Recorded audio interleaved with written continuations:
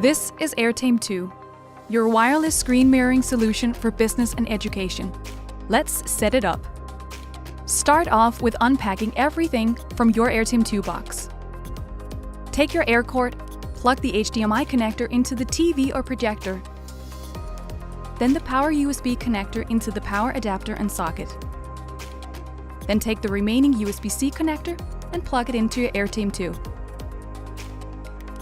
In the end, your setup should look something like this.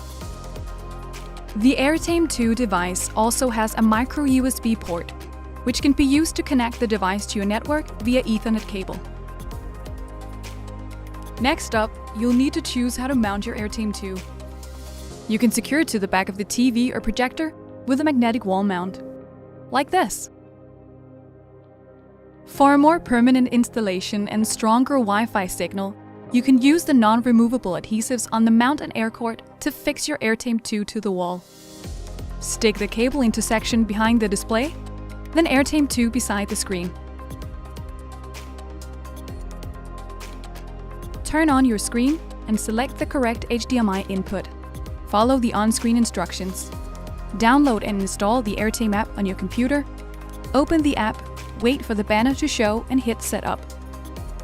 Give your Airtame 2 a recognizable device name and then connect it to your network using Ethernet wherever possible. When using Wi-Fi, choose 5 GHz over 2.4. Wait for confirmation that your Airtame has successfully connected to your network and an IP address is presented on the screen. The whole setup should look something like this.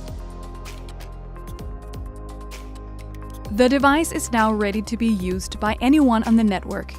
All they need is to be connected to the network and have the Airtame app installed. Then wait for the Airtame to appear in the list or type the IP you see on the screen. And that's it.